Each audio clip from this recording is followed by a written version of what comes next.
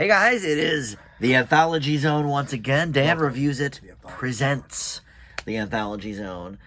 We've chopped up all the different shows and episodes. We random number generate it. And we've got to a show this week I've never seen. Neither have I. And you have never seen it either? Okay. Nope. So this actually surprised me a little bit with the dating on this. I thought Goosebumps came first on Nickelodeon. Same. But this predated by a couple of years. Are You Afraid of the Dark? Ooh. This is season 1, episode 5. Very early. Very early, and this is from 1992, September 11th. We found out actually, and this is what's it called? The Hounds, the Tale of the Hungry Hounds, which I'm pretty sure is a Hounds of Baskerville reference. Yes, I think you could be right on that. Classic Sherlock Holmes. So. There's the new version now of Are You Afraid of the Dark? Is there? I think that's on Paramount Plus as well. Okay. You can see 5 of the 7 old seasons on Paramount Plus. Nice. So that's how we watch this. Some of these are a little more accessible than others. Some are obscure. The one we watched, Basher Malone or whatever, that had to be on YouTube, I think. Yeah. Or one of them was. But anyway, so you can watch this on Paramount Plus. But I guess the sort of overarching theme of this series is this is a group of kids. They're at like a campground or something, and then each episode there's a different storyteller. I think. And so it must be because when you look at the episodes, look, it says, here's who the storyteller is. So it must be part of it. But it's not the same group of kids each time. Like, is the framing that's device. a good question. I don't know. Because we don't know. We thought this was the story, and that's the framing device. Yeah, we thought the camping trip was the story, but it turns out that was just setting up for the main story. Which I'm glad for, because they clearly had them for shorter scenes because their acting They're isn't quite up bad actors. Quite bad actors. Like a lot of early Nickelodeon shows, this was a Canadian import. So these are all little Canadian children. Oh, you don't say, yeah. And they can't act, apparently. They imported Canadian children who can't act. And it looks like some of these are repeat storytellers. So maybe it is the same group of kids every time. They revolve, maybe? Then they revolve. So That'd this one, cheaper. Kristen was the storyteller. She wasn't bad. And, and so she tells this story about, well, you can tell what the story's about. It's about this old lady. Yeah, well, basically, it's about, it takes place in this farm out in the country, and this girl has her rich, snobby Valley Girl cousin. Total Valley Girl. And she actually wants to have something to do because her cousin's complaining all the time about nothing fun to do, and they go out to see the horse, and, she attempts to try to ride it, and that gets interrupted by her mom, because her mom is upset because apparently her sister, which is this girl's aunt, died a long time ago, and, is resistant to her daughter riding. And we kind of learn a little bit more about that. It turns out they found out about this combination of this, I guess, this chest they want to open up in the attic. Yeah, the treasure chest looking thing. And they get a Ouija board to say, let's just, find out what the spirits have to say. Let me out. The spirits gave it. Yeah, the spirits gave him the combo. Spirits gave him from the Ouija board. Very convenient, helpful spirits. And they, of course, go up there and do it. And there's this riding outfit that I guess belonged to her aunt. Perfect condition, of course. Yeah. We've got the smoke rising out. Ooh. And she puts it on because she looks just like her. And what do you know? She gets possessed by the spirit of her aunt through this riding outfit.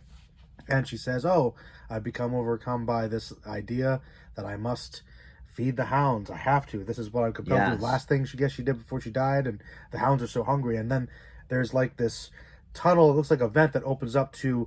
I guess it's somewhere on the property, but it looks like it's undetermined, like it could be another dimension. Yeah, there's a staircase that's what it looked like to me. So it's supernatural forces and dimensions opening up, and she's just slowly walking and goes to another part of the barn where the dogs are apparently behind the door and saying, we have to feed them. And the cousin's finally starting to get that maybe there's some issues. Something's off. And she temporarily locks her away, and she's saying, okay, you can feed the kibble, and she drags this bag of kibble, which I guess is fresh from 30 years.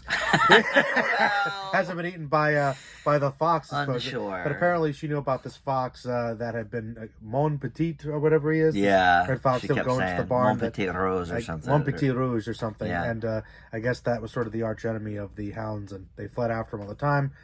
But the whole synopsis kind of breaks down to trying to feed the hounds before they get fed upon by the hounds themselves. So apparently also manifest in physical form and can almost tear apart the girls alive. But then things resolve okay because after they manage to, stop that and feed the hounds, because the fox actually also I'm guessing it's the same fox. We don't know. We don't have the spirit. Undetermined. Same fox, or that fox gets rid. Basically, the curse, and then the creepy old man too. The creepy old man comes and kind of Lithgow warns the light Lithgow. Light Lithgow comes to warn them. But basically, the curse gets lifted, and the aunt can sleep, and then the girl can ride now because her mom's no longer haunted by the sister, and I guess the cousin's no longer quite as annoying.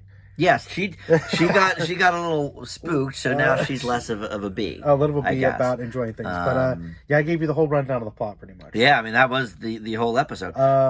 So here's what I think is interesting about this show, I guess, as a whole. No, again, this is the only episode we have to go on, but same, yeah. The whole thing with the framing device actually is pretty interesting because it makes the show itself be able to do really whatever. Yeah. It doesn't take place in any sort of reality because it's just a story being told by a child at a campfire. So, fun with they can kind of play with any kind of reality and have it make sense a little bit more than this. I guess that's good for kids watching. Yeah. This is, of course, a show for tweens and younger. Well, you're saying it doesn't necessarily have to all make sense because it's like a ghost story. It's right. Like you've got the moral and the haunting element, but do we need to know all like the details of like, okay, is this the same fox? Where does this open up to? Like, that doesn't really matter. It kind of doesn't because I guess in a campfire you're not gonna. Well, you might actually. Like, what? How exactly are the details of the curse? Like,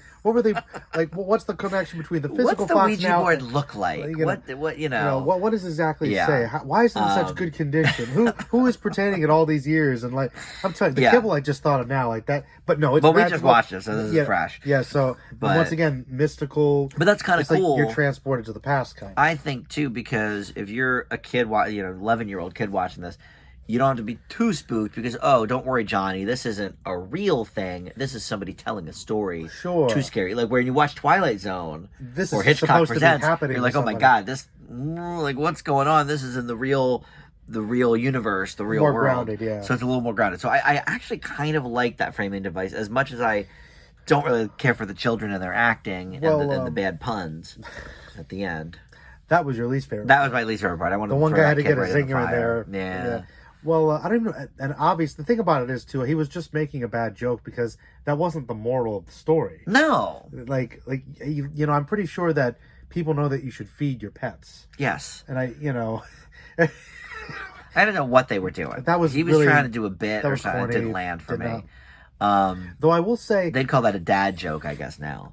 I've heard dad jokes that are better. They call You tell them. Thank you. You're the pun master over there. I appreciate that. But no, the thing about I also agree with what you said. It's interesting though. You say they wouldn't get too spooked.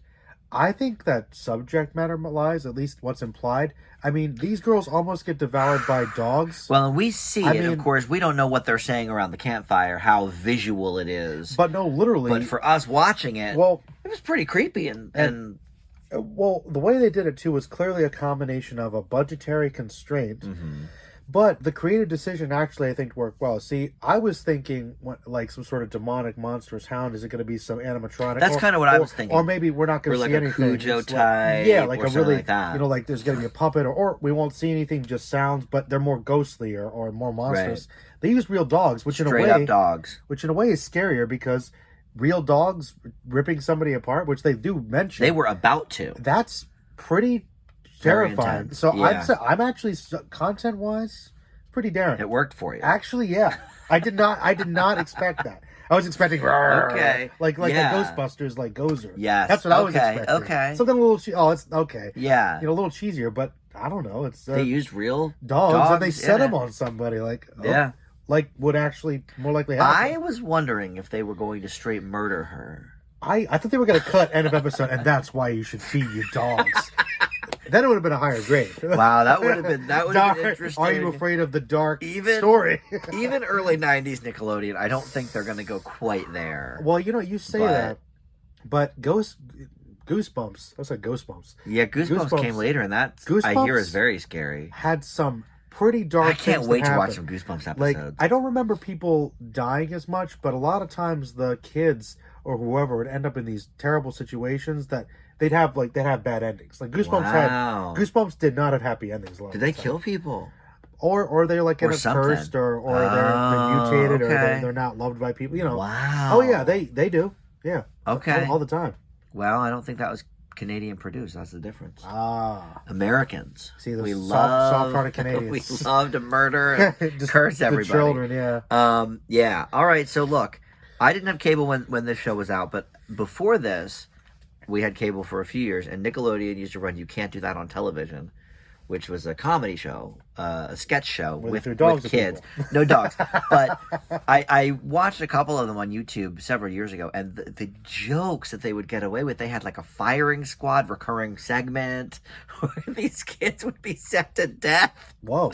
Yeah, and it was a comedy show. Well, so, you know, back funny. and that's from Canada too. So back in the day, I guess Nickelodeon just didn't care as much. Because no one did. No. You know, G-rated Disney movies had all the murder and all that. Well, so. I know we don't want to go off on this too much, but at some point, Dan, we should just do a video on your channel or mine, because we haven't done it in a while, about the rating system and whether or not that's a good thing. Because, for instance, like you said about that show and about this show, really even like classic Disney, we joke a lot about how intense things are, but that was kind of adds some really good substance for the kids, right? Yeah. Now we have a much harsher system, which I think might dilute things and people complain about it. But then we say, oh, that's a good thing kids don't have these intense things. But that's what they grew up with for decades, and they had good stories. Well, when the pandemic first started, I did make an MPAA rant video. Oh, did you? And I remember that. to this day, it's one of my most popular videos. I'll put the link down below there. Please but do. I still, every like couple of weeks, somebody new will comment on it. So people are still watching it. Because it's so annoying. Well, I did it because right at the beginning of the pandemic was Trolls World Tour and Call of the Wild both came out. Uh-huh. And Call of the Wild's, you know, like a Jack London book. And, Yeah, classic, yeah. Classic. But they're both rated PG, and it was like night and day. Trolls is like completely Probably cute. inert and like very adorable. Oh wow, they're like out there barely surviving nature. Oh my god! And it was a CGI dog, but like he almost dies a few different times. Like thematically. So I did a rant video on that. So it's a good 20-minute video. You should watch it. So there you go. Still relevant. But anyway, but what's interesting is I think this one's probably even more intense than that Basher Malone. Oh, that was tame. And that was an adult show that they aired on, you know, a couple years earlier. Yeah, in the mid '80s. So it's interesting how we sort of, you know, well, that's like these anthologies. A little bit. It shifts a lot. Like Twilight Zone, you'd have the darker episodes, you'd have silly ones. Well, so yeah, we don't know. I mean, since this is the only episode, maybe there's really even worse ones, like even heavier ones. Yeah, maybe people do die. We don't know. But anyway, we'll grade it. Yeah.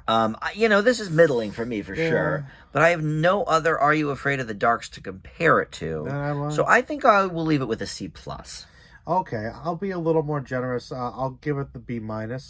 I was right along there with you, but the twist with the dogs surprised me. I didn't think the fact that these real dogs, that impressed me. I didn't see that coming. Yeah. I thought it was going to be cheesier than that. And then the joke, though, with the kid didn't land for me, and it dropped it down. Yeah. I imagine they all end with a corny, like all the old Scooby-Doos do as well. A lot of the old cartoons. You know, any of those mystery shows. That didn't affect the main story. No, it didn't. But that was the worst part. I didn't really care for the people, the kids in the framing device. I think the storytelling girl was fine. Yeah, she was fine, and the people in the story were fine. The actors in they were fine. And the mom, I guess. Yeah. Yeah, she was fine. All right, well, so look, another one in the books. We don't know what's coming next month. We will find out at the time.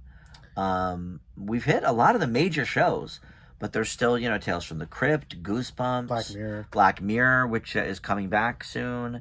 So yeah, there's a lot of interesting ones. Are there any comedy anthology shows? Oh, there's a ton. Oh, really? But I didn't put those on the list. We're focusing mainly on either, you know, sci-fi, fantasy, mystery.